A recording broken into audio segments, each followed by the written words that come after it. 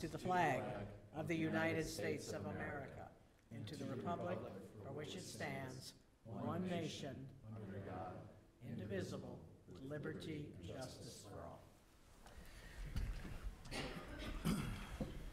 All right, we have the consideration of the minutes for the October 28th, 2019 Village Board meeting. Do I have a motion to accept? So moved. Okay, that was some move by Ms. Ankerman. Do I have a second? Second. Second by Mr. Grenier. Any corrections, additions? Hearing none, all in favor? Aye. Thank you. At this point in time, the Village Board allows 15 minutes for anyone in the audience who may like to speak on something that is not on tonight's agenda. Do we have anybody that wishes to do so? Okay, hearing none. All righty, I think we will just go down the line here on the order of the meeting. We'll start out with the Village Finance Report, which is the warrant report for November 1 through 15, 2019, and October 2019 payroll. So we have expenditures of village funds for payment of invoices in the amount of $525,298.21 for November 1 through 15.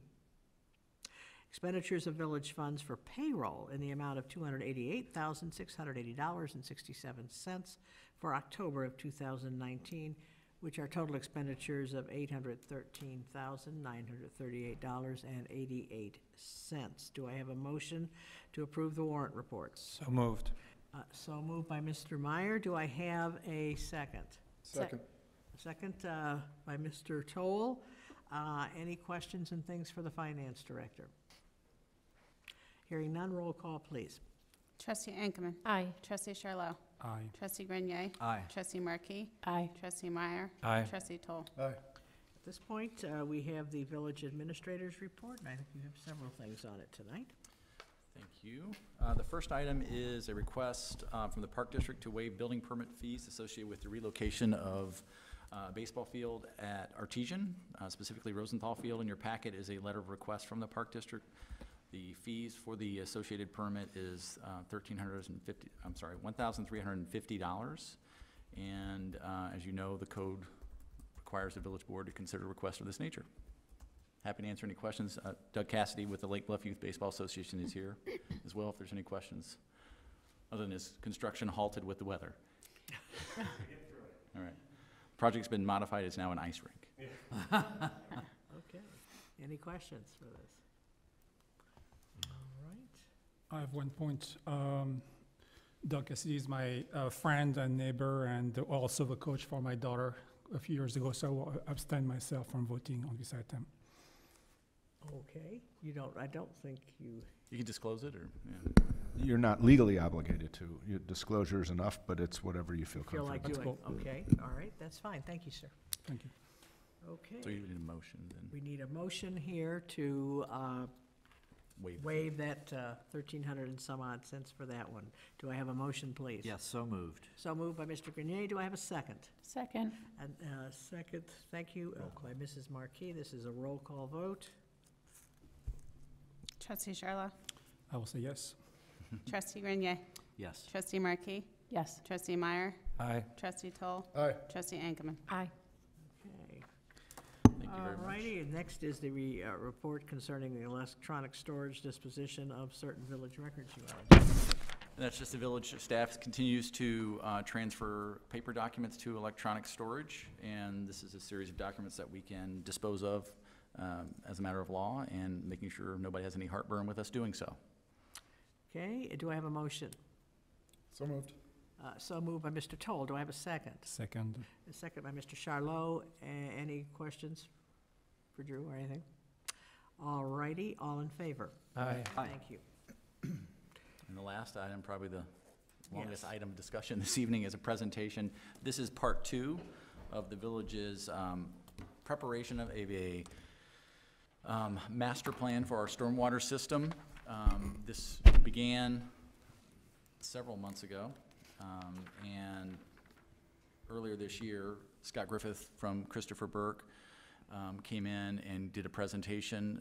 And this is the 2.0 version of that, and the study is more or less concluded. There's some final modifications to the actual report, but we wanted to come in and before we begin our budget season in earnest, give everybody this foundation and see the recommended, or I guess a litany of projects which can be done. So, Scott? Thank you, Drew. Thank you for having me back. As Drew had said before, I was in July to kind of give you a brief overview on where we stood with the project and the study. We have wrapped everything up, and we are working on some final items within the report before we turn it over to the village as kind of, for their use as kind of a living document. It's going to be kind of all-inclusive for what we've done over the past, I'd say 5 to 6 years with the village. So first thing I wanted to touch on is what our goals were of the study. Really what we were trying to do is identify areas susceptible to flooding within the limits of our study. And we wanted to reduce the risk of future roadway and structure flooding. Those are our two main goals. We also wanted to identify the costs and benefits for improvements and allow the village to kind of prioritize how to move forward with a lot of these drainage improvement projects. This also will allow long-term capital improvement projects and planning. The funding is what you're going to see as I go through the report, going to be a big sticking point because no one wants to pay for drainage is what we've kind of learned to see. You can't really see it. You can't play with it. It's underground, but in the long run, it helps everything out. And then the big overall goal is to create a comprehensive model for future management of assets within the village. So what I'm going to talk about first is existing village stormwater drainage patterns. That's kind of a quick recap of what I discussed in the July meeting. Kind of go through in more detail our study methodology that we used. I want to go over our study areas. We looked at 7 individual study areas within the village. Point out some funding sources that are possible to move forward, and then what we're going to do to conclude the study. So kind of a quick overview of the existing village drainage patterns that we have. Green Bay Road is kind of the watershed divide between the Mississippi River and the Great Lakes. Everything from west of Green Bay Road goes towards the Skokie River. Everything east drains to one of the 3 ravine systems that we have within the village and out towards the lake. As you can see, a lot of the area kind of gets hung up. The red are the higher areas within the village, and the blue are the lower areas. So as you can see, as we move from east to west, it starts to go up in elevation until we hit Green Bay Road, and then we start going back down once we go towards Skokie River and US Route 41. What the study does not include, and we just wanted to make that clear, that this doesn't include studies that have already been done. Those will be included within the final report when it's provided to the village, but what we don't include in what I'm discussing tonight are any studies that have to deal with Tangley Oaks or Armor Woods. Those actually drain off to the north through Shore Acres Golf Course.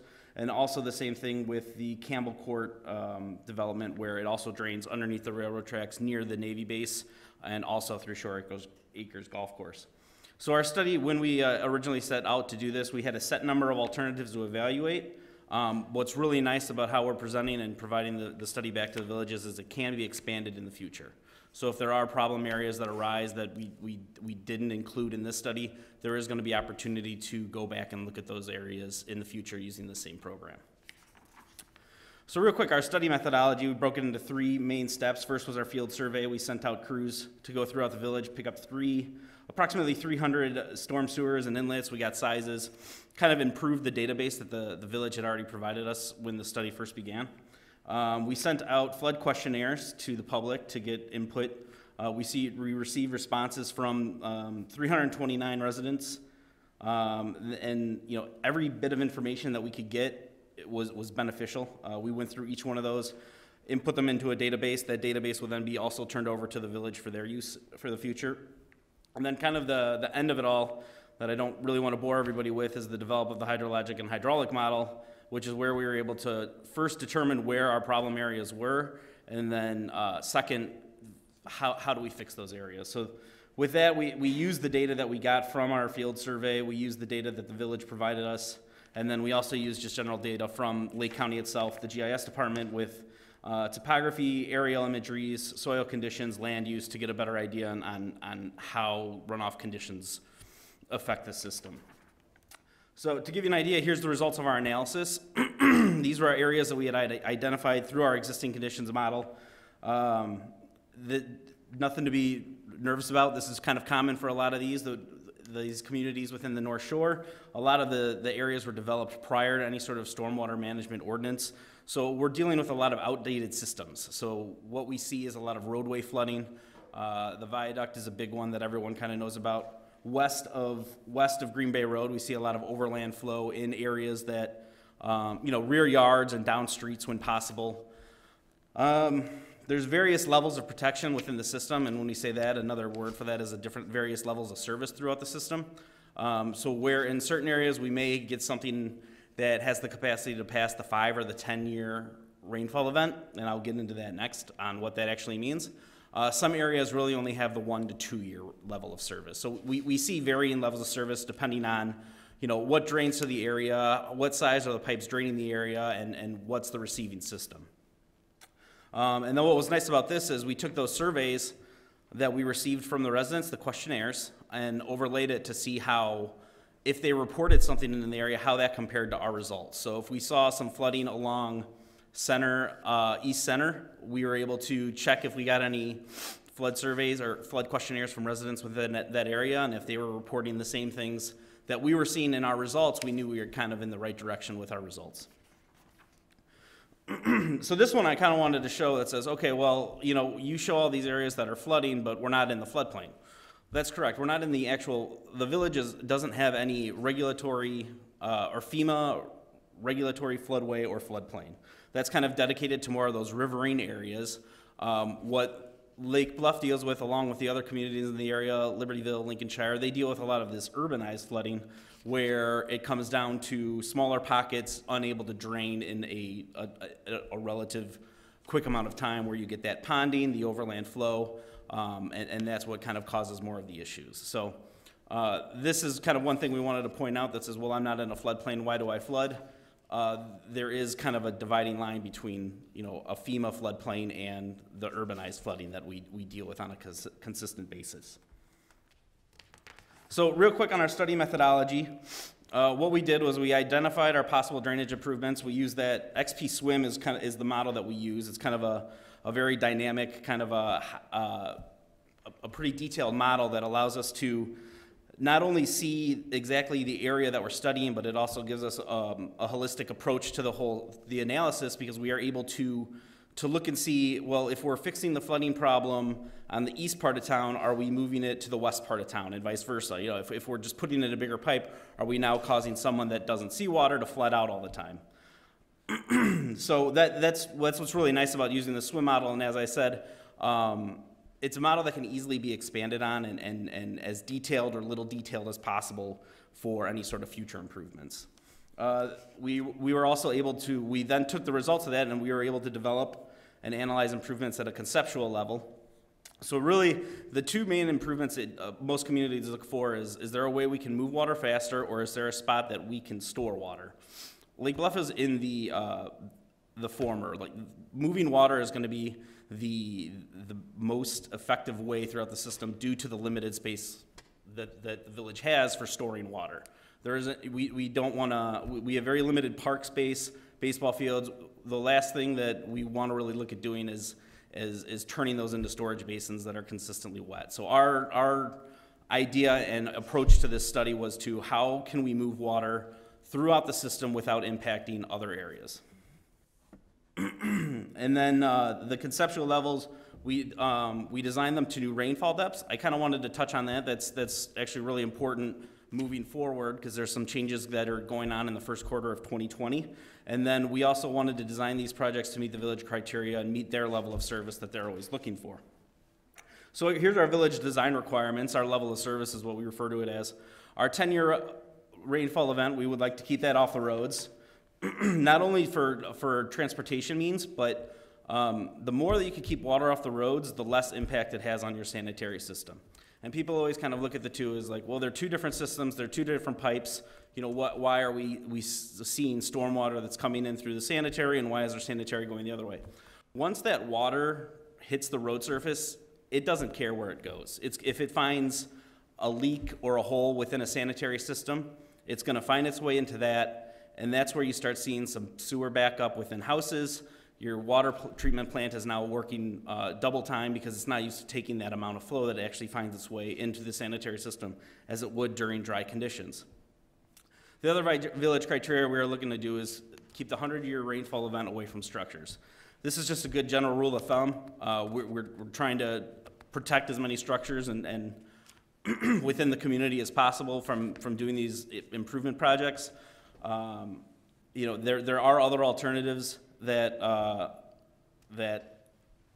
you know, buyouts may be possible if you have a repetitive structure, but Lake Bluff isn't a community that has to deal with those items.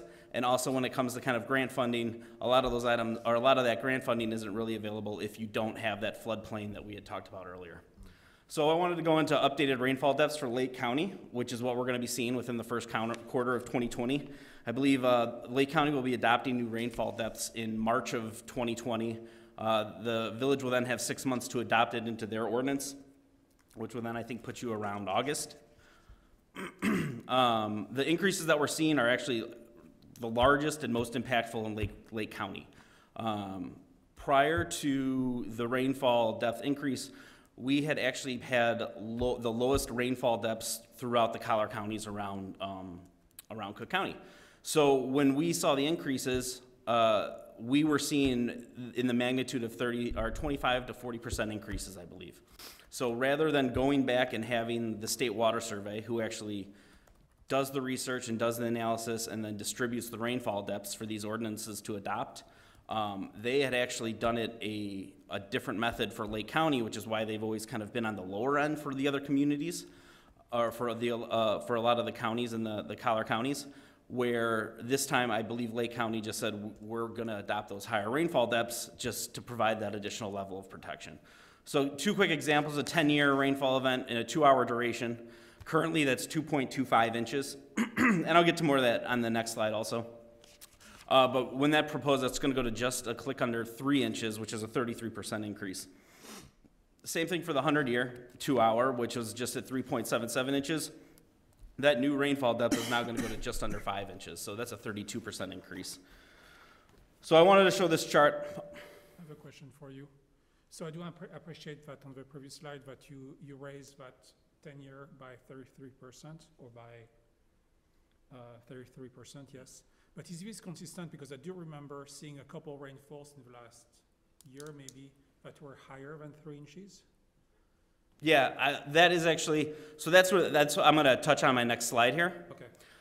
So what we're seeing now is, this is some of the larger rainfall events that we've probably seen within the last 7 years that we just pulled data on. We have a rainfall event from July of 2011. I remember, I think there's a May 2014 was a pretty good rainfall event that came through the area. 2 rainfall events that I wanted to pick out, because those are probably the most recent in all of our minds, are the 2017 rainfall events. July 2017 was 7 inches in about 12 hours.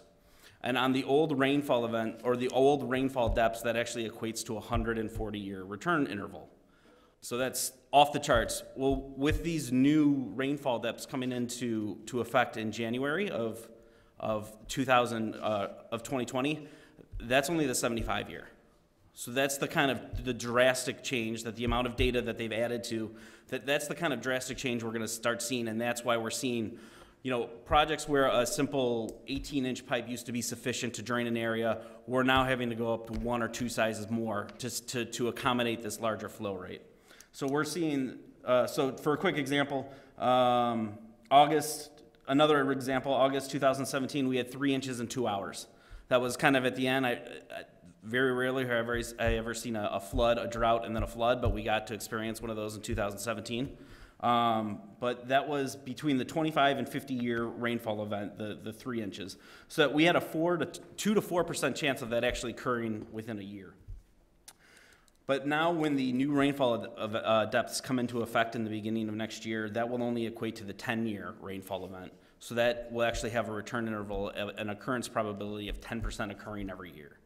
So this is the kind of jump that we're going to now be seeing across the board. So that's why when we looked and we started moving forward with our study, we wanted to size and design everything for the future rainfall events, not for what we've been seeing over the last 20 plus years.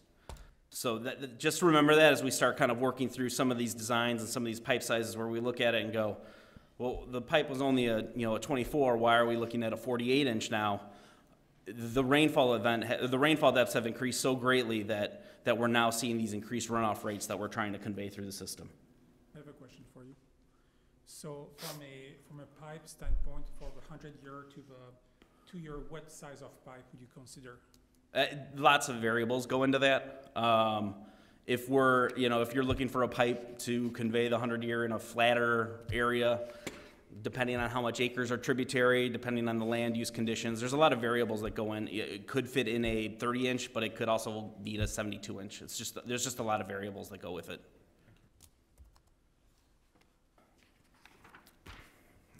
So, moving forward, what are some possible improvements we could start kind of looking at?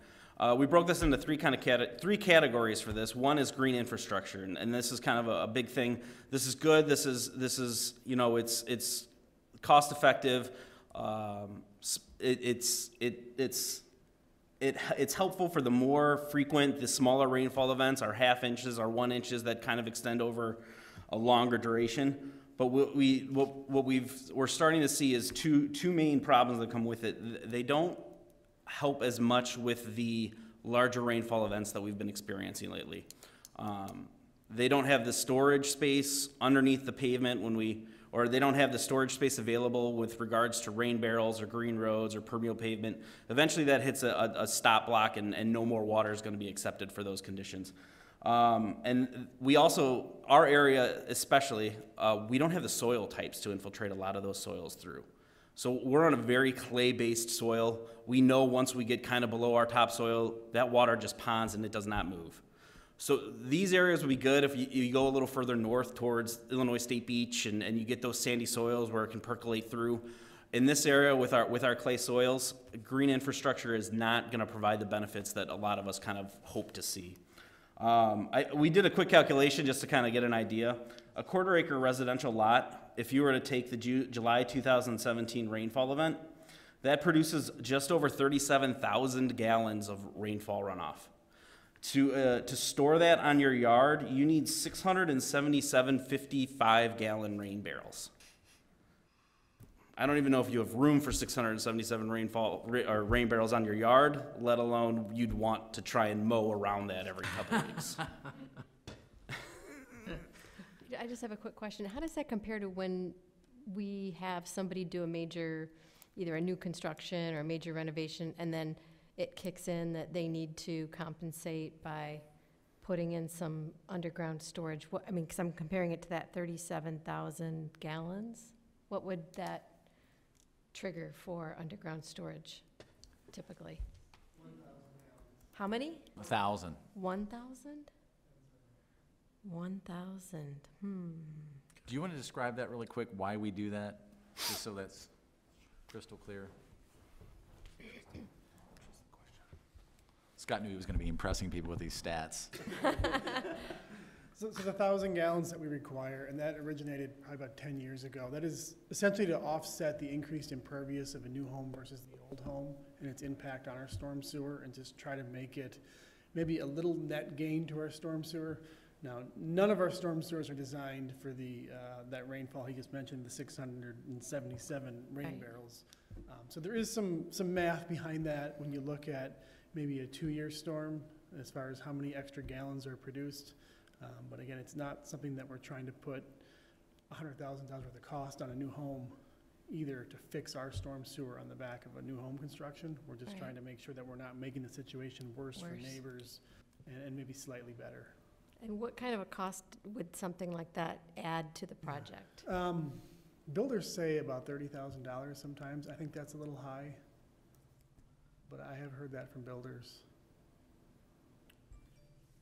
Thank you. And that's for the 1,000 gallon storage. That is for 1,000 gallons, which includes some oversized pipe, and then usually it's a precast concrete structure with some flow restrictions in it to let regular storms go through at a very slow rate, but then if we do get a big storm, it kind of dumps over and fills the pipe. So there is some things there, but 30,000, it seemed high to me, but that's the number I've heard. But this is also a further issue to you where that water is going to go in your system, correct? Or Yeah. it stays locally to that house? Yeah, I mean, like he was talking about, their soils, really nothing soaks in. So when you have more impervious, you're gonna get more runoff, and this will store some of that to a point, and then let it go more slowly into our system. So hopefully, you know, when we get a downpour, our system flushes through, unless it's a huge downpour, relatively quickly.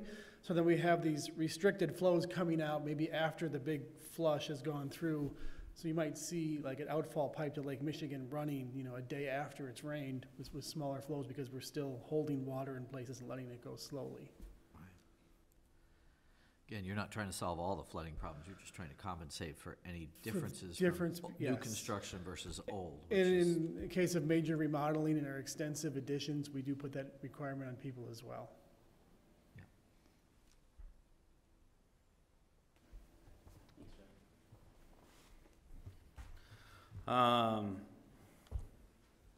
All right, so that hits my the amount of rain barrels, just the amount of stormwater runoff and the amount of rain barrels that you would need to compensate just on a quarter-acre lot is a large amount. So the other item number 2, flood-proofing homes. These are items that the individual property owner can do. This is, you know, putting in your overhead sanitary sewers, this is your backflow valves to prevent sanitary water from backing up, battery backups, raising your own wells, just kind of protecting your structure itself. Over years, houses settle, you know, window wells separate from the house.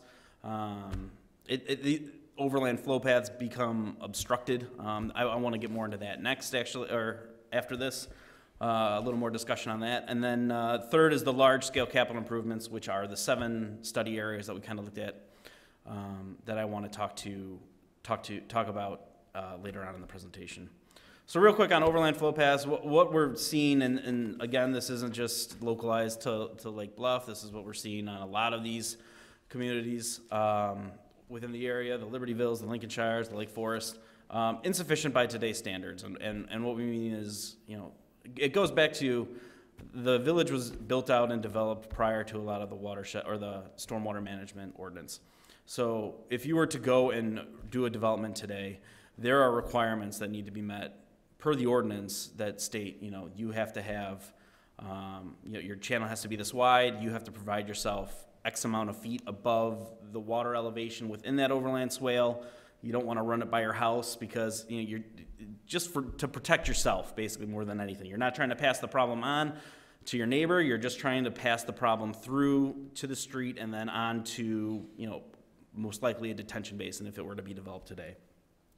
The problem with that is when we start looking at, okay, we need to try and restore these overland flow paths, we're still going to see these same storm sewers, you know, remain undersized and not capable of passing what the runoff are.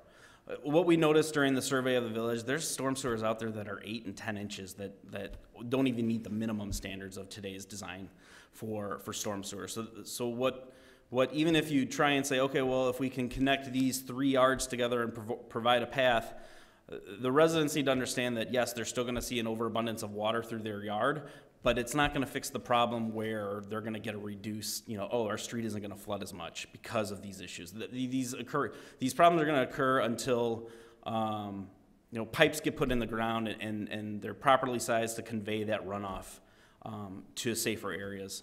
And then my third point here is it's just not possible sometimes to restore these overland flow paths just based on, you know, over the years, utilities get put into place, roadways, you know, you have curbs and gutters blocking up overland flow paths that weren't there, driveways going in where they need to put a culvert to pass something, and instead of putting a 30-inch culvert, they slap a 12-inch. You know, we're just seeing, you know, things are being developed, you know, sometime at some point, what was a very sufficient size just isn't doing what it should be doing anymore. So here's a video that I got that I saw at a presentation that I did regarding an overland flow path. This gives you an idea. Water passing through a resident's backyard, clear of the structure. There's plenty of space for water to kind of pass through. The chocolate milk color is kind of, I guess, normal. But you can see his house is relatively safe from structures. There's no fear of it actually impacting his house. This is typically what we're seeing in more of these when an overland flow path is kind of constructed correctly. So usually where this water comes from is a storm sewer surcharge somewhere along the line from being undersized, and that's when we start seeing that overland flow kind of work its way through the system to the lower point. Can you tell me what the address is for that? No, No. It's I not just- Lake Bluff. no, not in Lake Bluff. No. Yay. So on to our 7 study areas that we worked on. Here's a quick map that kind of breaks down our 7 study areas. No particular order. We just kind of started working at areas where we knew there were recurring problems and what the results of our modeling kind of showed as recurring problems. I X'd out a few areas. We all remember the construction that went on in the summer since July with the Lincoln Avenue drainage improvements and also the West Sheridan. Those projects, I believe, are done. I think they just did restoration a couple weeks ago. I'm sure the snow will keep the grass nice and warm. The Bath and Tennis Club Road, Boardman Court area, that is currently in design right now. We have a couple alternatives that have been discussed, and now we're just going to finalize plans to figure out where we're going with that. And then the other study areas, we have West Terrace, we have East Terrace, we have the viaduct, we have that north area along Moffett, we have the area over by Sunset Park, the area, we'll work through them. So here's study area 1, West Center Avenue, existing, the red areas kind of show the existing overland flow paths. The light blue and the dark blue is the difference between our 10-year existing flood elevations and our 100-year rainfall flood inundations. So you could kind of see, if you were to lay the topography on this, you would actually see that at one point, this actually overflowed itself from the west to the east, almost in line with Birkdale. That's why you can see some of those road low spots are kind of there where they kind of pond water before moving up in northeast. The viaduct is actually in the northeast corner. Malman Park is in the southeast corner. 44 acres are tributary to this system. This is one that I was pointing out where it says we're seeing 8-inch pipes and 10-inch pipes currently that's conveying the rainfall that we see. So to get the 10-year level of protection, level of service for the storm sewer system, we're looking at bumping these all up to about 24-inch until we get further down by Malman and East or West Center, where we go into a 30-inch. So that's the magnitude that we're seeing, and this is just to get our 10-year level of service. So anything that exceeds the 10-year, we will still see ponding on streets. Granted, it'll be a shorter duration because we're able to patch more flow through, but we will still see ponding on streets. We will still see overland flow occurring through some of these yards and the rear yards, front yards. It's not going to be an end-all type project, but this will get the 10-year level of service and keep our structures clear, or our structures clear of the 100-year rainfall event. So this is our opinion of probable cost on a project like this is $2.6 million.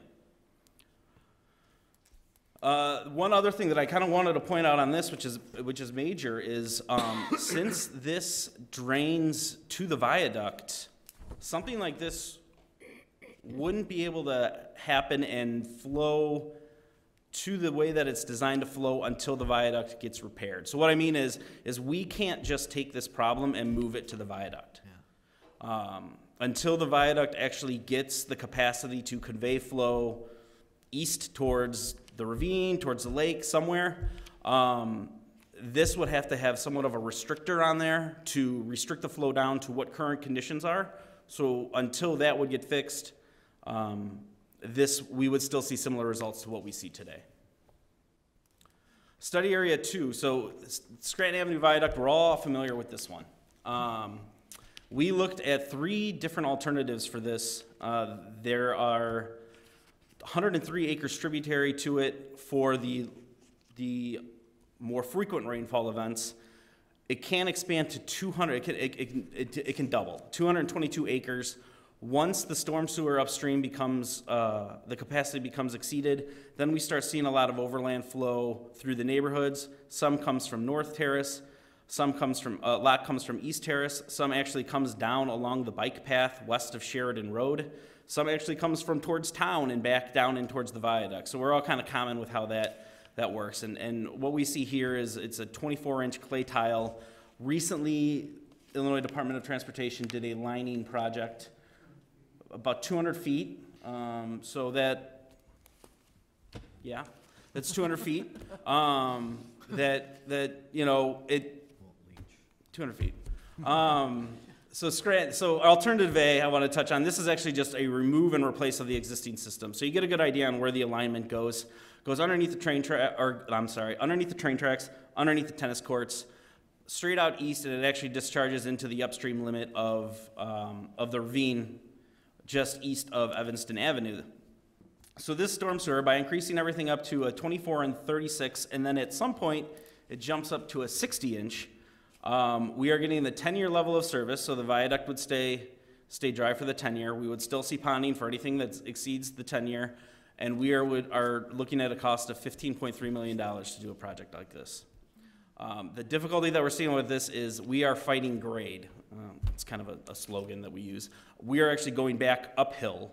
So as we move east, we are digging deeper and deeper and deeper because that separation before it gets to a point to where we can actually daylight it. So that's why if you look at where the pipe actually ends into the ravine, it's not ending right at Evanston Avenue. It's actually ending a couple hundred feet into the ravine because that's where we actually get to a point where that spot is deeper than the viaduct. So this solution does not take into account any impact post-entry into the ravine? It does. It does, 4 right, so- points, hang on, I have that right here. We would need about 9,000 linear feet of ravine stabilization Oh, okay. at about 4.5 million. So that's included in the That is 15? included in that 15.3. Okay, good. So that was taken into account.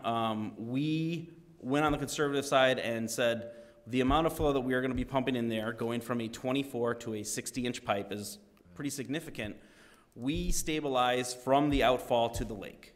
I know there's some areas that have been stabilized as part of past projects. Moffett Road Bridge Replacement, I believe, had a little stabilization done. Other parts of the ravine were stabilized within the last 4 or 5 years, or 2011. Other parts were stabilized. With the new rainfall and the new flows that's going through there, we would want to expand on what was done there already. I'm looking at the southern part of where the pipe is coming. Is Yeah. that going under people's homes? The red one or the black one? Yeah, probably the black one. I'm just wondering if there's homes right there. So, The existing pipe does go under homes. okay, so, The red one would be put into the right-of-way okay, and under the road. okay, thanks. And how deep would you have to build? I mean, what kind of disturbance would you create for basically a school area and the roadways and so on? How deep would you have to dig? So as part of this one, we pretty much assumed we would need to replace the tennis courts, replace the playgrounds to stay on this alignment pattern. In some areas, we are upwards of 20 feet deep. Okay. So it's not an easy, we're gonna take a large excavator and cut down and drop a pipe in. It's a huge undertaking to get down as deep as we need to be for a 60-inch pipe. And you're right next to the schools also. You actually are in between fields and schools. The school is actually on the south side of those baseball fields. Yeah. And then the fire station, or the tennis court is kind of in the middle of the screen, the blue. Yep. Yeah, It's north of the schools. Yeah, we're just a little north of the school where that comes out. Okay, thank you. This 10-year level of service, is that under your new standards? Yes, all of the design standards that we went for and what I'm discussing as part of these study areas, they're using the new rainfall depths. So we just wanted to make sure, because we didn't feel that was a very cost-effective method for the village to go ahead and say, okay, well, let's design these things for the old rainfall depths. Discussion of the new rainfall depths has actually been going on for a while at this point, and now that they are finally released within the last 6 to 12 months, a lot of communities and a lot of regulatory agencies are saying, we can't hold you to design to these standards, but we want you to at least evaluate them. How much would this expense of $15.3 million go up if one were to attempt to design to greater than a 10-year level of service? Are we talking exponential? Not exponential. We're still doing the earthwork. It would really come down to pipe size. I don't have a cost estimate with me right now, but that's really, after you do all the earthwork and the tunneling, or not the tunneling, and the earthwork and the excavation to get down to the elevations we need to be to, whether or not we're doing a 60-inch trench, a 72-inch trench, or an 84-inch trench, the pipe size is actually nominal when it comes to the cost. It's the earthwork and everything to get down to those depths that are what make it So if that's the expensive. case, wouldn't you always then logically want to put in the biggest possible pipe you could if you're going to actually dig? For something like this, yes. Does this design put in the biggest possible pipe that you could if you're going to do this digging? This one, no. We were only looking for a 10-year level of protection with this. So you could spend close to $15 million and put in bigger pipe and get a bigger protection? I can't say I'm positive on that one. It would definitely be more than 15 million. I don't have an exact cost on me. I suppose the only point I'm trying to make, and I'll make it to the board, is, in general, is that I think what I've heard you say is that the greatest level of expense in these projects is the digging. In some cases, digging very deep, and that the larger pipe is only nominal. So that leads me to ask the question, for any of this, why not put in the biggest pipe that you possibly can if you must dig that deep? So that's my point. Yeah. Mhm.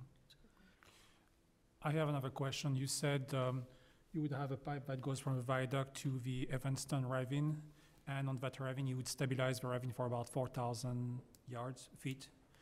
And, but on that ravine, there's a bunch of structures also, and I've seen when water goes down that ravine, how much water is there. So wouldn't you think that you would also affect the 2 or 3 bridges that are down there, the footbridges? And I know that one of these bridges also was reconstructed or had to be repaired in the last 5 years. Wouldn't you affect those structures? So part of the funding, wouldn't you have to plan for reinforcing those structures as well? Those would be items that we would figure out during a final engineering type task. Everything right now is on a conceptual level. Okay. There's contingencies built into a lot of these cost estimates that allow for some leeway when it comes to the final engineering design. So the 15.3 million is actually not quite true. It could actually be a few more millions after that. I'd hope not. If we want to make it larger, then Yeah. we may not affect the pipe size, but will affect how much ravine mitigation you then need to do and that sort of thing. I guess that would be something where if we decide to go forward with this, then we get into the details, I would look at what you would suggest. Yeah, I suppose a follow-up question to that is what percentage of a project like this is digging and what percentage is pipe? I assume the biggest part is digging and the smallest is pipe, but. In this alternative, yes. In some of the other alternatives we identified for the viaduct, there's road reconstruction, there's water main relocation, there's sanitary relocation. Those other items start adding up under alternative B and C, which Yeah, I'll get to next. I suppose in my brain, I'd put those all together with digging or the mitigation of digging and want to buy the biggest pipe possible since it sounds like the smallest part of all this. If that makes any sense. I think so. Okay.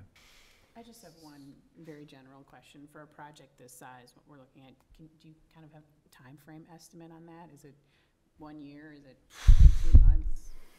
I couldn't give you a time frame on it. Jeff, do you have a thought on how long something like this would take?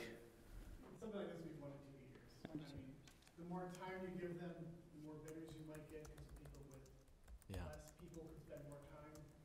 Yeah. If you give them a shorter time, people can do it, they just might not get as good of a price. I was thinking more like the disruption of, just the disruption in general in the The town. disruption would go in like several 100 feet increments. It would open the whole thing up for Okay. 2 years, and then we would be 500 feet, and then 500 feet, and then kind of go in pieces. Okay, thanks. All the alternatives showed you. Thank you. Scott, I've got a question. It's probably just based on my ignorance, and you may address it later, but if digging is the issue, couldn't you put in pumps so that you didn't have to dig as deep? A pump alternative was actually evaluated as part of the previous Scranton Avenue study that we did back in 2014. And the size of the pumps start to kind of outprice themselves when you start taking in the amount of water that you are putting there. Typically, a good pump option will work when you have a storage alternative to go with it, because then you can store the water somewhere and pump it out at a more of a reduced rate. For something like this, with the upwards of 220 acres of tributary to it, trying to find a pump that would keep up with that pace and drain out to a larger pipe, basically, that you would need to handle that flow, kind of all costs itself out. Are all of these lines that you're putting in dug from the surface? Yeah. Is there any new technology that does not dig from the surface but rather bores that would reduce this expense? So we looked at that. The only area that would need boring in this is underneath the railroad tracks. But two of the other alternatives for the viaduct, we actually contacted a local contractor to figure out, with the pipe size, with the distance, and with the amount of connections that we would be making throughout the run, an open cut option was a cheaper option than a boring option. I have a question for you. So that schema is covering for east and west terrace. It's covering for a viaduct. It's covering for ravine and probably the school area where there was water, but it doesn't cover for zone 3 and 4. What would you do about that? Because that's clearly too far away from that pipe, or is it? We're gonna get to alternative B and C. But wait, there's more. There's more. I did not see the slides. There's okay? more. Alternative B. So this is the same 10-year level of service. For the viaduct, we looked at a 10-year level for all. I'll just put that out there. We run a larger pipe down Center Avenue, and instead of running it straight east towards the lake, we actually run it south down Moffett and into the viaduct right near Ravine Avenue. This was an option that allowed us to pick up some of study area 3. This was also just another alternative and another route we wanted to kind of look at. What this doesn't address is any of the problems that you can still see adjacent to the park, adjacent to Evanston and the ravine, and we would still actually need to stabilize another 4,300 linear feet of the ravine from Moffett all the way down towards the lake at a price of approximately $2.2 million. So as you can see, you subtract the stabilization portion, the construction, the roadway construction, it still ends up being a little bit more than if you were to just run and open cut it in dirt. That's what this alternative kind of showed us, just as another alignment. Okay, Scott and Jeff, maybe could you guys touch on and remind the board about whose asset this is, the viaduct area too, and then maybe what some of those other conversations have been have already, and maybe what the state's level of service standard is as well? Jeff, I know we've had. Yeah. Sure. So the existing 24-inch pipe that goes beneath the homes is owned by IDOT. They put that in I believe, 1904. So they did line a piece of that in the last month because it was getting pretty bad. Most of that pipe is still intact and still in good shape. It's just too small. So we've been talking to the state ever since I got here about their potential participation in a project. And one of the big things that I like with this study is now hopefully we can bring to the state, this is the cost, this is the project we want to do. How can we have participation in it from their end? Before it was kind of there's a $20 million option, or there's a couple different options that are now a little bit outdated from our study from about 5 years ago. So we've been talking to them. I think one of the things they're talking about just lining this pipe is they've talked about similar plans to what he just showed you, but they're not considering the ravine work that would be necessary. So now we have a full picture of the cost. They've been saying, well, isn't that cheaper just to make the pipe bigger for a shorter run? Well, yes, but now we're damaging public and private property downstream. So that's been our discussions with them. So we'd like to use this to have a firmer idea of cost and project and then go to the state again and try to see what we can get as far as potential participation. In the the state standard level of service? They try to do 50-year for an underpass like this. And we've looked at that, and costs aren't exponentially higher. And actually, Trustee Meyer, to your earlier question, with the swim model, it's very easy to take a potential 24-inch pipe, make it a 30, and rerun the model and see the change. So that would be happening as part of a design process if we were going to go forward with a big project. When you get to 42, 48, that trench is still as deep, but now you're getting wider. So those costs do go up quite a bit there's certain break points in construction methods where cost does jump significantly. And our goal obviously would be to maximize our pipe at the minimal cost and avoid potentially, or at least identify those jump points where if you go one more pipe size now you're making the cost much higher. So that would be part of the final design of anything, or even a preliminary, this is concept. So the next step would probably be to fine tune those sort of things if we were going to move forward. I don't know if that answered. Yes? Greg, I have a question for you. So you have been on that for the past 10 years, and now that you have a cost, you went down from 20 to maybe $15, $16 million. what's your leverage? What's your leverage on the state to get this done? What kind of timeline can you, or how can you get the state to move on that? Well, if we knew that, we'd be doing a lot better. There is political pressure, and I know our, some elected representatives have been fighting for us, trying to get some money for storm projects. One of the issues we have is everybody is kind of fighting for the same thing. I think presenting a defined project helps. When we met with the state a couple of years ago, he intentionally brought his book of drainage problems and kind of flipped through all 80 pages of it and kind of showed us, you know, why we're not getting as much attention as we would like. The other issue we have in Lake Bluff is that it is a state road, but it's an unmarked state road. It's the orphan bottom rung, you know, of all of their roads that they care about. They're worried about, you know, the major roads. The orphan roads are roads that have not been given an FAU number, so they don't qualify for certain funding, right? Qualifies, but it's their lowest priority. I mean, as important as that is to us in Lake Bluff, the average daily traffic compared to many roads elsewhere in Lake County and in the state of Illinois it's you know, relatively low. And we have a public safety argument that we need that road to be open in times of storms and emergencies, and that has some weight. They have said if we agree to take over maintenance of the road, it might score a little higher in their priorities, but that's not something that we would like to do. So, Yes, Yeah. take care of a 100-year-old road underneath a 100-year-old bridge, and it's, sounds like a great idea. they would love to give us that road, Yeah. you know. Yeah. Hey, as long as we're talking about perhaps getting some partnership, shall we say, with other units of government to help pay for this, is there any opportunity in the future plans of whether Jawa makes another big tunnel to get more water to overlay those projects in some manner? We've talked that about anywhere that on the a little bit. horizon? Jawa's future plan right now is for a second straw to the lake, but not for a second pipe from their Blodgett lift station all the way to their plant. There is some talk about having a parallel pipe through like underneath the railroad tracks, because if there's some critical areas of Jawa's system where if there was a problem, they can't get to it right away. The underpass may or may not be one of those critical areas. They don't go under the underpass. They go under over by Blodgett. So they're talking about potentially putting a parallel pipe through that piece, but they aren't talking about repiping a second pipe all the way through the village between lake and plant. Okay, so does that mean that if and when they do that, there's no advantage to partner with them in the trench, shall we say? If they were putting a new 36 to 48-inch pipe, there is a slight economy of having a contractor in town with the equipment to do two projects, but I don't think that would, you know, bring this down by 20%. It's still digging and pipe and time. You know, once you get to a project of this size, you know, the mobilization portion becomes relatively small. They're getting paid for pipe. When you have a very small project, just getting them here is a much significant percentage of the cost. Yeah, and Jawa is not looking for anything to do anything in the next couple of years, or 5 years, I think, nothing.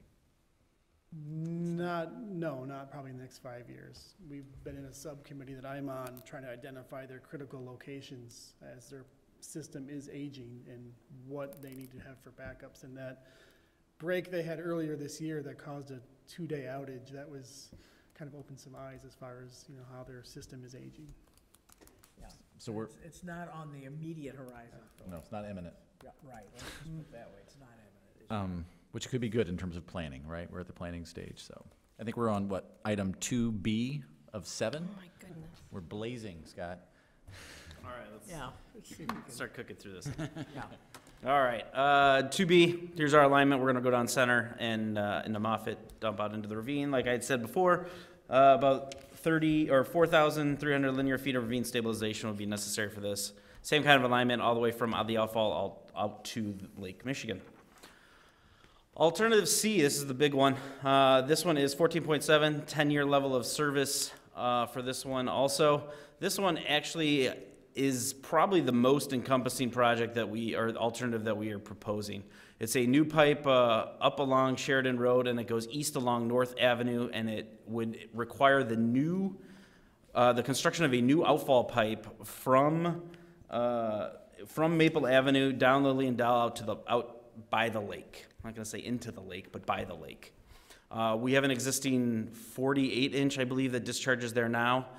We would put a second pipe that would tie into it for the low flow events, and an overflow structure that during the large rainfall events would take water, spill out through the overflow structure, and then overland flow into the lake.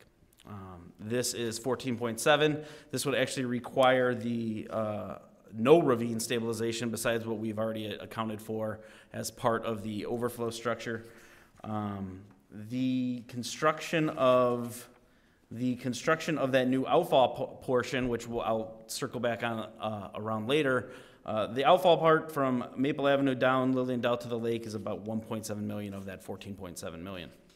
Something to think about moving forward, though, is once you get this outfall pipe constructed, as you'll see when we touch on study area 3 and study area 4, once that pipe is constructed, you are now going to have the ability to start doing some of these smaller storm sewers because you have that outlet to the lake. It kind of gives you a free outfall. You're not worried about tying into some older existing systems that cut through private property. I'll touch on that as we continue to move forward. Study area 3 was our Moffett Road study area. Where, a lot of this flooding you can see is just from overland flow, insufficient pipes. It kind of works its way up Moffett, east down Blodgett, then back south. It kind of winds its way around through this area. We see a lot of localized flooding within the roadways due to some undersized pipes and kind of a mix match. We have larger pipes, 18 inches going into 15 inches that then go back into an 18-inch pipe. It's kind of all over. Things have been piecemealed over time. This is a 51 acres tributary to the study area, existing 2 to 5 year level of service. This one is pretty expansive. It picks up a lot of those areas that we highlighted in study area 3, but as I'd stated before, of that 10.7 million, approximately 1.7 is the new outfall to the lake. But this is where we see larger pipes down Blodgett and Moffett, and then some newer pipes along, can't even see that, what is that over there? Woodland? East Woodland, Yeah, East Woodland. To tie into the or create a new system that then discharges to that new outfall. So this, that's one of the nicer benefits, as I had stated before. You put that new outfall into the lake, it gives you a lot of opportunity to kind of do your projects as you see fit, knowing that you at least have a pipe sized for the upcoming rainfall depths to pass that water through. Study area 4, Maple Avenue. This is kind of Simpson, Maple Avenue, Scranton Avenue, just immediately west of the park, or of Sunset Beach, I'm sorry. This area wants to flow north, a lot of insufficient sized pipes through here too. We see a lot of roadway flooding, and it wants to end up going into the existing 48-inch that's off of Woodland that I believe was put in through private property, but is within an easement. That is what the existing pipe is now. Oh, Washington, I'm sorry. The pipe along Washington. As part of the alternative, we would just tie into that new outfall pipe that goes down to the lake. It pulls some water off of that north system and that existing 48-inch pipe, and we'll pick up the study area 4, drain it into that new pipe and out to the lake. 10-year level of service for the storm sewer, which is what the village likes to see. And for this little area, we're looking at 4.3 million. Study area 5, this is kind of a low-hanging fruit is what we like to call it. These are kind of the quick and easy projects where we know what needs to be done. There's a lot of different alternatives that can be evaluated moving forward. We probably could have looked at 2 or 3 different alternatives for study area 5. There's some low-lying area within some private property. It causes Oak Terrace to overflow and then drains east towards the existing ravine. This is one of the smaller study areas, 11 acres, 1 to 5 year level of service before we start seeing ponding on the road and in the low-lying private property. We would look into putting in a new pipe. This is one alternative we looked at. Another alternative we kind of discussed after was possibly running a different route of the proposed storm sewer up Ravine Forest Drive. Like I said, though, a lot of different alternatives at this, or a lot of different conditions that this could be looked at if this were to move more into final engineering. Our opinion of probable costs on this, $260,000, and this is, like I said, kind of the low-lying fruit.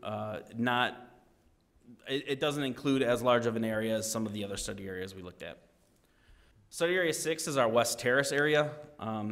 Don't be nervous, this isn't all flooding. This actually picked up a lot of our overland flow routes. We knew the problem areas through West Terrace were a lot of these low-lying areas on Birkdale, on Prospect, and then along McLaren and Hawthorne Court, which often overflows onto Green Bay Road. There's about 74 acres tributary that all leads out to a 48-inch into the Skokie River. There's a 1 to 2 year level of service here, so what we would like to do is try and get that up to the 10-year. And really what it comes down to is upsizing all of the main trunk lines. With this allows some of the smaller lines that are actually draining some of the overland flow paths in the rear yards and some of this private property to tie into a connection that's actually sufficient. It's maintainable. Water can pass through that system a lot easier. 10-year level of service for this. We pick up that low-lying area on Hawthorne near Green Bay, and we put in a new pipe out to the Skokie River, looking at $6.8 million for something like this. But this covers just about all of West Terrace. Study Area 7, Simpson Street. This is actually an area that we kind of looked at after some discussion with the village. This is just south of Study Area 5, I believe, or Study Area 4, just south of it.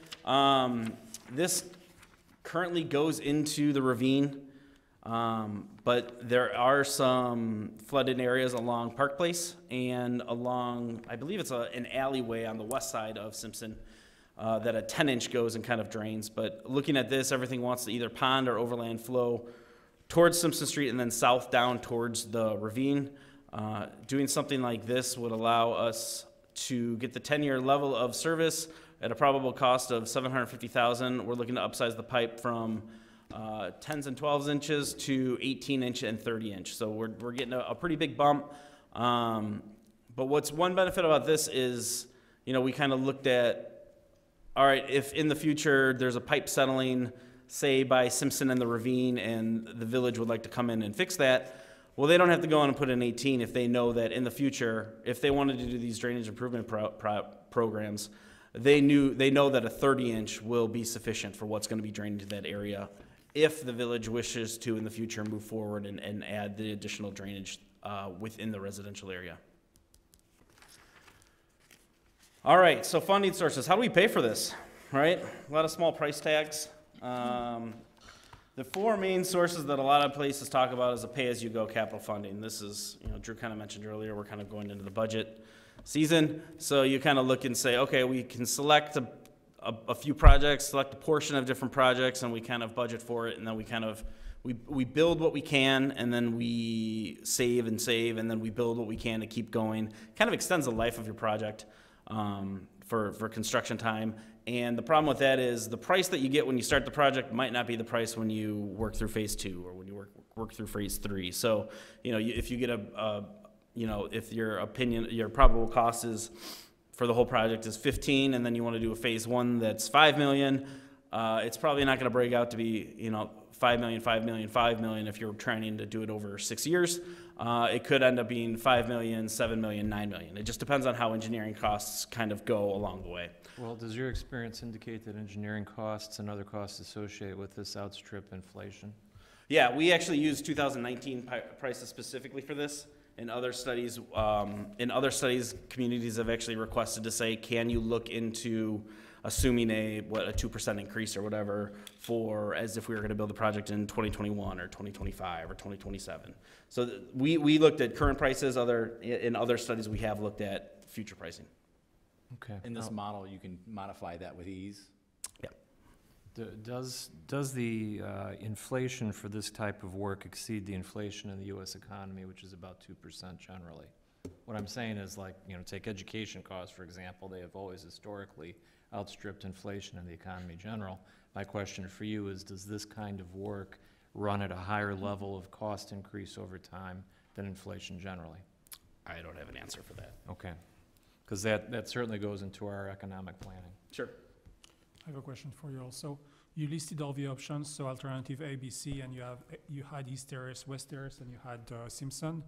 If I count all that, that's not 15 million, that's more like 30 millions, or I'm a little bit confused on the total cost if we were to do a low, high, I mean, worst case, better case, total funding, what would it be?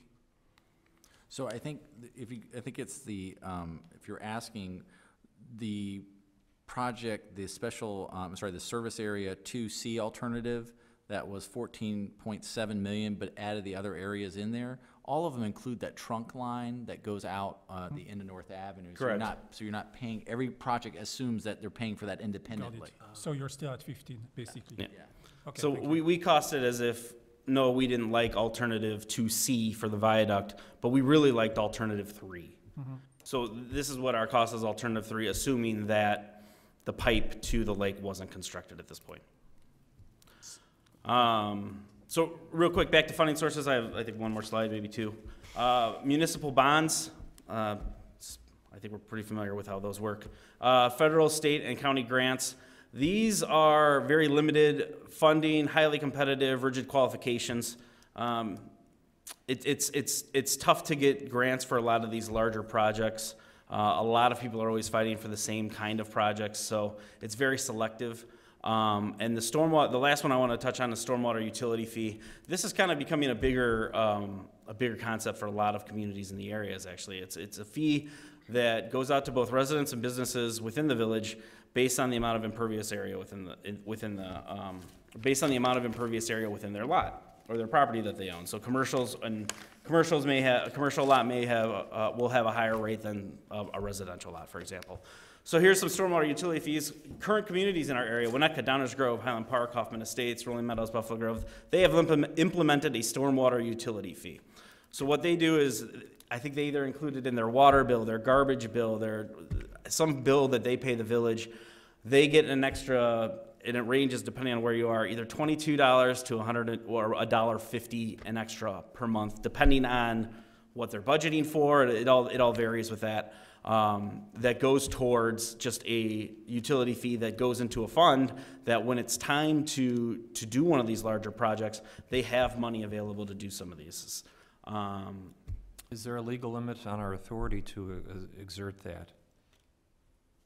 What are the limits? Sorry? No, we're home rule. We're home rule? Yep. So if we wanted to say you're gonna pay $25 per quarter acre or whatever, we can do that, or whatever our calculation is?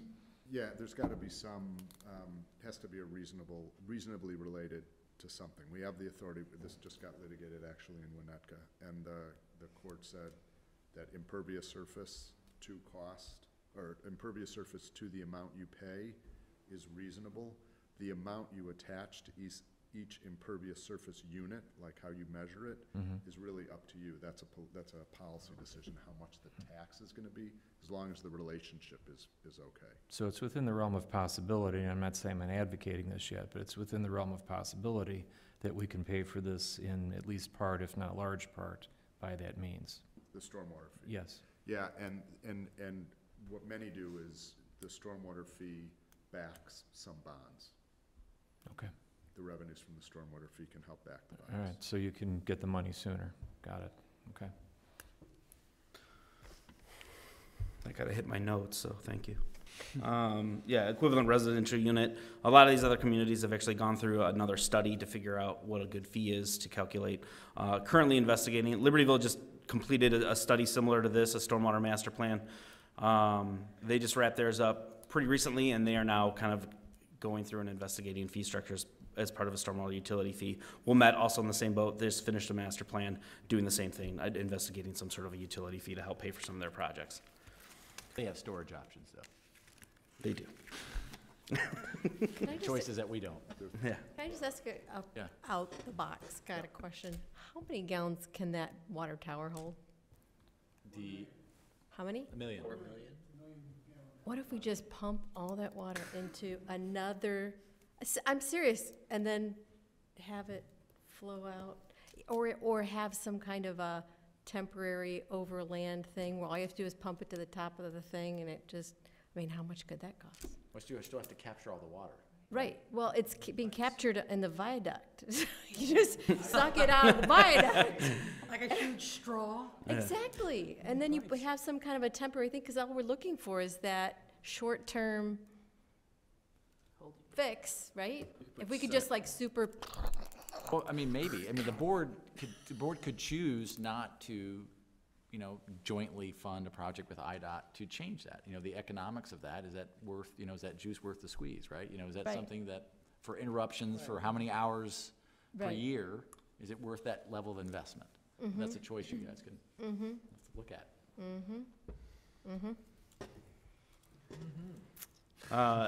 So to kind of wrap everything up, this went a little longer than I was planning, so I'm sorry.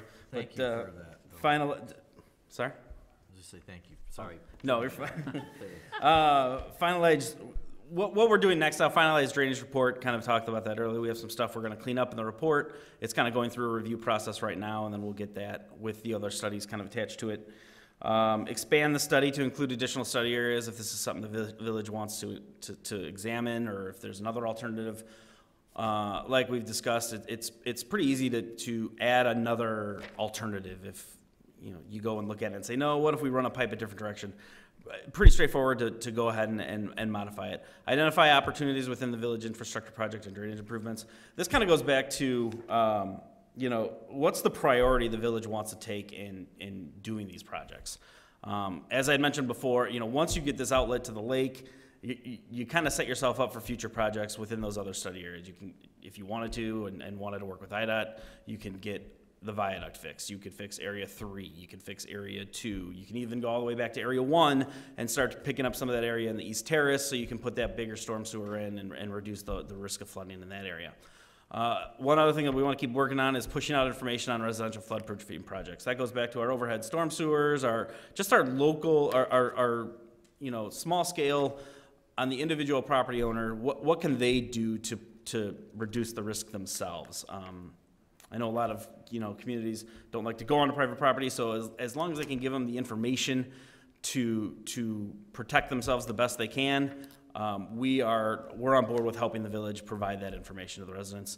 And then when all is said and done, we plan on turning over to the village kind of our database of everything that we've gone over. We want to give them our inundation mapping that shows all our flooding areas, all of our field survey that we sent out and obtained as part of the start of the study, results of our questionnaire broken down by every category that was asked in the questions. We'll give them our mapping, our modeling, so they can do as they please with it. And that's kind of where we're sitting at with everything now. I don't know if there's much for questions left, but I'll take any if anybody has any. Anybody? is there anywhere where you take the sections, the different areas, and relate it to section 3 has 20 homes that are affected and, you know, 100 feet of street that floods? I mean, it's kind of just easy quantification because you say, oh, it's 15 million, but 15 million to, you know, how many people, how many cars travel, you know, is there a metric in there? Yeah. We do. We actually have that broken down in the report when that's finalized. I mean, That's not on here. 'cause No, we I'll already be took honest way with you. too I long. turned this over for review last week, and there's about 30 more slides that we opted to take out. So, but there is in the report. There will be broken down. But when you read the report, you have to remember that we are not looking at today's rainfall depths. We are looking at rainfall depths in the future. So, and you also have to remember that when it comes to our structure numbers, that we didn't do an individual low entry survey of every home. We did it very general where we took our GIS layer, we dropped it on top of where we were showing our flooding, and if it touched the house, we said, you're in, okay? Yeah. You may be 1.5 feet higher than what it is, but we don't have better data until you go out and get a more detailed survey on what's safe It's and what isn't. reasonable. It's reasonable. I have one question for you that is from a decision standpoint. You had 3 alternatives, basically, where the pipes was going to be laid upon the village. And you actually voiced what are the possibilities, the further projects possibilities on top of those pipes. And you actually made your case on, I think, on the alternative C, where if you were to lay it that way, whatever this was, you could actually do a lot more and move a lot more water. Will this kind of information be part of the final report? I think if the village wants us to make some sort of recommendation, we can include that. Our report is gonna actually have like a matrix that goes with, you know, per project, per alternative, you know, level of protection, structures benefited, cost, and it spells it all out. There's a lot of data that's coming in the report that we just didn't have time to kind of go over today. Because what I had in the back of my mind was we could choose, for example, let's say the first alternative solves the immediate problem, but as we start solving another area, we then have to spend another $12 million, for example. So having a good decision, a good foundation for moving water, and upon which we can build additional solutions to different areas would be absolutely great. So when we looked at a lot of the alternatives, we did start building one off of the other. Not to bore you with the modeling portion of everything, but our end product, when all was said and done, was, you know, we have a new pipe to the lake, and we included as if study area 1, study area 2C was built, study area 3, and study area 4 was all draining as kind of an ultimate goal for the village. And that's how we kind of worked backwards from that, because we said, okay, well, we need a 60-inch or 72-inch pipe down to the lake. Okay, well then, if we do that, are we able to fit this area, and this area? And so it's kind of a building process. It's almost as if it were the silhouette of a tree. Thank you. Okay. Any other questions? Thank you for a very thorough report. Thank you. Thank you. Yeah, there are a few subjects that Yeah, are this important that going over is just fine. absolutely. It's an ongoing saga. All right. Drew, Thus you may- concludes my report. That concludes your report. Wow. You were so Provide, eloquent, yes. Thanks, yes. Scott. I feel Okay. inundated. All Swimming in right, it, yeah. thank you, sir. All right, village attorney's report. My report is somewhat smaller than the village administrator. I have no report tonight. Village president's report. I just want to remark on today's Veterans Day ceremony, which was held this morning, and frankly, it would not have been held without the student committee of Lake Forest High School band students who gathered together and came to me with a presentation that was extremely well thought out, extremely well done, and very compelling. And there was actually no way to say no. And they said they would like to have a chance to put this together, and they did. And I thought it went extremely well today, and I think it honored our veterans. It also shows what our students can do, and how they've been taught to take into problem solve and then try to find an answer to it. I also want to credit the high school band director, Mrs. Kessler, for being a wonderful mentor to them and helping them along with this. Other units, of course, the fire department and the village, Twigs, which donated the reef this year, the people that all help with everything, putting it together. So thank you very much, and we're still hoping that there will be a volunteer group that would come forward to be able to carry this on. So they did a great job. Credit to our community. Okay, so acceptance of the correspondence. Note all correspondence was delivered to the Village Board of Trustees in the informational reports, October 18th and 25th, and November 1st. Do I have a motion to accept the correspondence? So moved. So moved by Mr. Grenier. Do I have a second? Second. Okay, and second by Mrs. Marquis. All in favor? Aye. Okay, we have number 11 here, which, excuse me.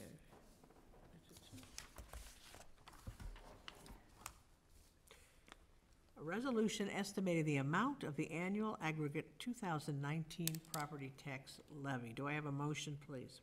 So moved. So moved by Ms. Ankerman. Second. And second by Mr. Meyer. Annually, the village is statutorily required to estimate the funds to be raised from taxes on real property in the village prior to the adoption of the levy. This is an estimate. It does not limit the board's ability to levy a different amount, provided it is in compliance with the truth and taxation law and all applicable notice and hearing provisions. The Finance Committee, at their September 23rd meeting, reviewed the 2019 levy projections and unanimously recommended approval of an aggregate property tax levy of $4,441,409. Subsequent to the Finance Committee's meeting, the county assessor provided updated EAV estimates that were used to make an adjustment to the aggregate tax levy of $4,049,518. The village share of the property tax levy is $3,461,807, or 2.44 more than the 2018 property tax extension. The library board's levy request is $987,711. This levy comprises new construction equalized assessed evaluation estimated at $3.2 million and a CPI factor of 1.9%. The total EAV is projected to increase by 4.2% to $607 million. This estimated levy is in compliance with the amount levied under the property tax limitation law. The first reading of this 2019 tax levy ordinance will be held Monday, November 25th. Any questions about the levy? All in favor? Aye. Thank you. We now have number 12, which is a resolution approving a collective bargaining agreement with the Illinois Fraternal Order Police Labor Council, which are patrol officers. Do I have a motion, please, to adopt? So moved. So moved by Mr. Meyer. Do I have a second? Second. Second by Mr. Charlot. The village's collective bargaining agreement, CBA, with the Illinois Fraternal Order Police Labor Council expired on April 30th, 2019. The village's negotiation team, labor attorney Jill O'Brien, finance director Bettina O'Connell, police chief Mike Hosking, and deputy chief Matt Skaminski held multiple negotiation sessions and utilized a federal mediator with FOP representative Richard Stomper and the officers who formed their labor team. On Monday, October 28, 2019, Mr. Stomper advised the negotiation team the officers ratified the agreement. It providing a 2.5 wage increase each year. This 3-year agreement commences on May 1st, 2019, and expires on April 30th, 2022. You may recall that the percentage increase in wages is the same as the FOP contract for the supervisory police officers, which are the sergeants. Other noteworthy terms of the new agreement conclude longevity, stipend at 10 years, status quo with an increase from $25 per pay period to $30 per pay period at 20 years of service. Uniforms, new optional process for officers to self-procure uniforms with reimbursement by the village. Fair share, new language to meet recent case law, Janice, which non-union workers cannot be forced to pay fees to public sector unions, and insurance. Group insurance programs referenced in the CBA will be tied to the effective date of the CBA. Do we have any questions? This is a roll call vote. Trustee Grenier. Aye. Trustee Markey. Aye. Trustee Meyer. Aye. Trustee Toll. Aye. Trustee Engelmann. Aye. Trustee Charla. Aye. Agenda number 13, which is a resolution adopting a complete streets policy. Annually, the Lake County Council of Mayors receives an allocation of Federal Surface Transportation Program, STP, block grant funds, and utilizes the STP methodology guidebook to choose which projects get funded with the federal transportation dollars and how projects will be managed once they're selected. These block grant funds are the same monies that the village uses to fund the Moffett Road Land Bridge Repair Project and is planning to utilize to complete the Green Bay Road and Bridge reconstruction projects. Following nearly 2 years of development by many local, state, and federal stakeholders, the Lake County Council of Mayors adopted new council rules for the local STP block grant funds on August 1st, 2019. One of the new criterion in the STP methodology guidebook used by the Council of Mayors when choosing which projects are funded is determining if the project sponsors, such as the village, has adopted a complete streets policy or ordinance. Governmental agents adopt complete streets policies with the goal to make street networks better and safer for drivers, transit users, pedestrians, and bicyclists regardless of age or ability.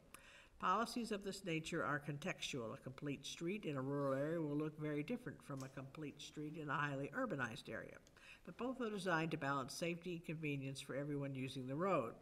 A complete street may include a variety of infrastructure: sidewalks, bike lanes, wide paved shoulders, special bus lanes, accessible public transportation stops, safe crossing opportunities, medium islands, accessible pedestrian signatures, curb extensions, narrower travel lanes, and roundabouts. The attached draft policy was crafted to maximize flexibility, purposely not prescriptive, and is consistent with previously adopted high-level policies or plans. Examples are the Lake Bluff Comprehensive Plan use of, and the 2023 Strategic Plan and the 2017 Sustainability Plan.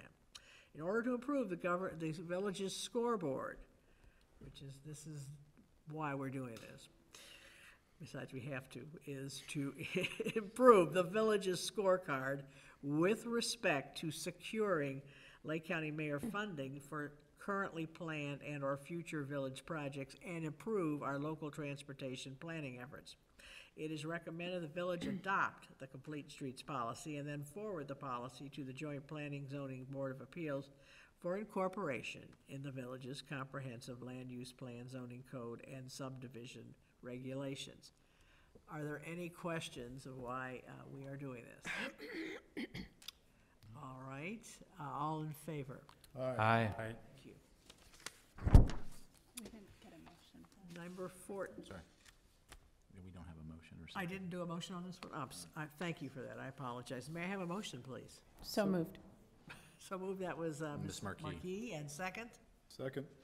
Second by Mr. Toll, thank you, and then, all in favor again? Aye. Thank you, now we've made that legal. All right. Number 14, a resolution authorizing the execution of a construction contract with United Meters Incorporated for the Villages of Lake Bluff's automated water meter reading system installation project. Do I have a motion? So moved. So moved by Mr. Toll, and a second. Second. Second by Mr. Grenier. At 10 o'clock on Wednesday, November 6, 2019, bids were opened in the Village Hall boardroom for the village's automated water meter reading system installation project. The apparent low bidder, as announced at the bid opening, which was Professional Meters Inc., had a mathematical error in their bid, and upon a full review of the bids, it was determined that the lowest responsive bid was submitted by United Meters Incorporated of Morris, Illinois, for a total of $1,199,761.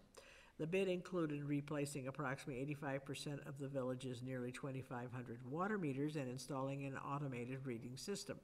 Purpose of the project is to replace older meters in the village that are no longer considered reliable and allow village staff to obtain readings from the meters remotely. Recall that completion of this project is expected to capture 9% of non-revenue water incurred by the village annually. The village's proposed 2020 budget includes a total of $1,193,500 for the project and associated engineering and inspection costs. The engineering and inspection costs are just under $52,400. Approval of the project would exceed the budgeted amount by a little under 5%, or $58,600. Adequate funds are available from the recent water fund bond issue to account for the overage. As planned, a pending project to replace defective water valves and hydrants will be reduced to keep total expenses for capital projects in the water fund within the budgeted amount. United Meters Incorporated has performed similar work in other communities and has proven to be capable of completing the work. Our village engineer is recommending the village board award the contract to United Meters for the amount of $1,199,761. Are there any questions regarding this? Roll call, please. Trustee Markey. Aye. Trustee Meyer. Aye. Trustee Toll. Aye. Trustee Ankerman. Aye. Trustee Charlo. Aye. Trustee Grenier. Aye. We now have come to the point of the meeting, trustees report. Any of the trustees have anything to report on tonight? I just wanted to thank Public Works. I was on the streets this morning at 5:30 a.m. and things were plowed, and it was snowing pretty heavily, but you could get through, you could get where you needed to go, and it felt pretty safe. So thank you for that. Anything else? I was also in the fire department this morning, and I believe that President O'Hara did a fine job with our celebration this morning, and I would like to thank you for that. Thank you, and I thank our kids for this.